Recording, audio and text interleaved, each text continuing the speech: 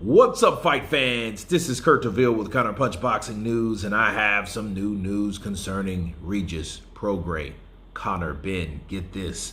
Regis Prograis on Conor Benn, he states that it's just another black eye for the sport. Regis Prograis, of course, is the 140-pound former champion, and he had these choice words to say about Conor Benn. He said, "I don't know about Conor Benn too much," Prograis said. "One thing I heard about when I went to the UK, he fought on the undercard for Josh Taylor. People at the time said, oh, he's not that good, and now he's just destroying people. He knocked out Chris Van Heerden bad. He knocked out Algieri. He destroyed these guys. These guys, especially Chris Van Heerden. I know Chris. I sparred Chris and he fought Errol Spence. He fought Jared Ennis. And they didn't do him like that. Conor Benn just knocked him out cold. So, I mean, if he was doing it the whole time, I don't know. But it's just another black eye for the sport." Let me counterpunch. What Regis Prograis is bringing up is the fact that Jared Boots Ennis, strong, big, powerful.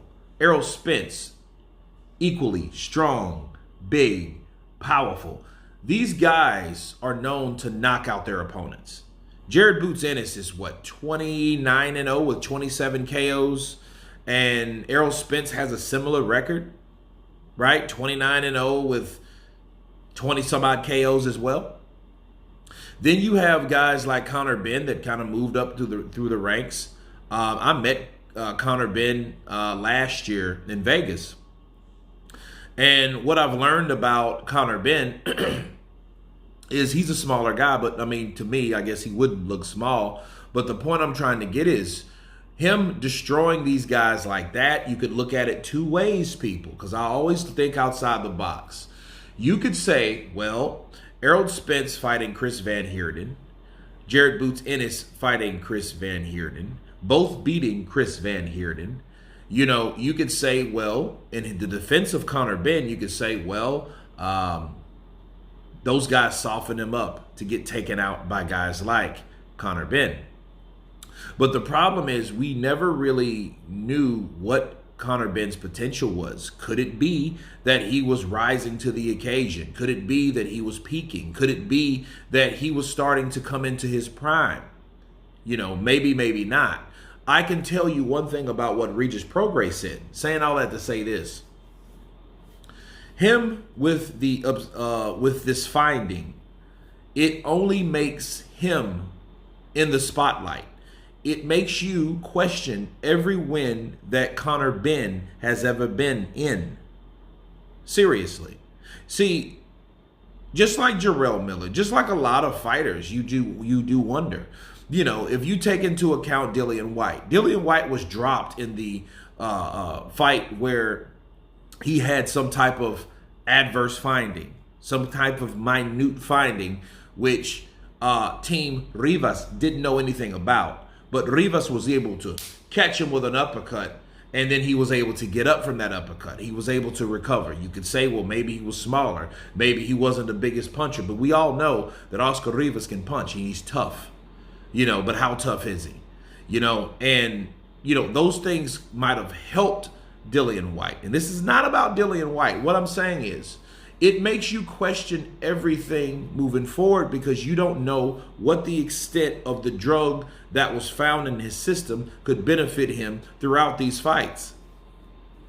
You know, and it does look strange and it looks bad for Conor Benn to do too good of a job on guys, similar opponents like Algieri, like Chris Van Heerden, like these guys, because sure, Errol Spence took out Algieri, but he didn't just knock him out cold, okay? It took him time to soften him up, which Conor Benn, to be fair, did the same.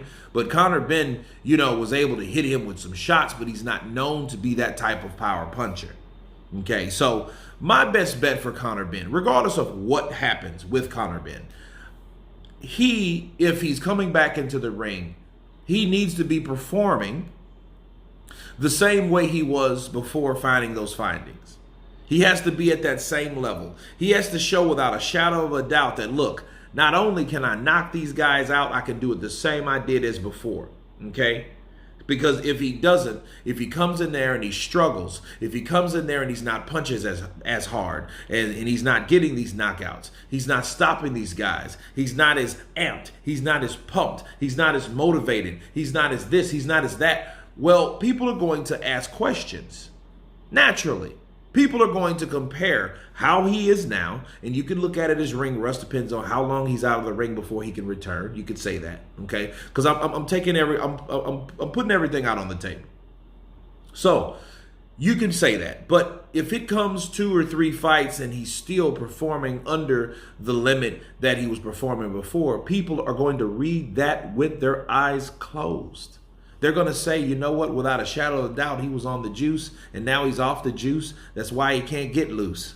Bars. So you guys tell me what you think about Regis Prograis saying these things about Conor Benn, but I will tell you this. Conor Benn, Regis Prograis, from him saying what he said about Conor Benn, that could procreate a potential fight between the two, because you know Regis Prograis will not be at 140 forever. He won't. Eventually, he will move to 147.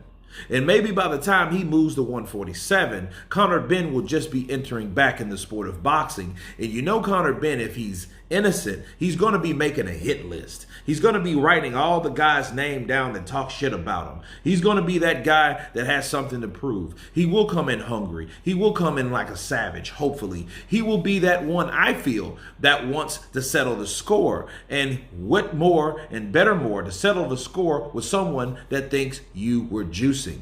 And someone tough like Regis Prograis versus someone like Conor Benn. It may not be Chris Eubank Jr. It may not be that. His fight may be against someone that's moving up.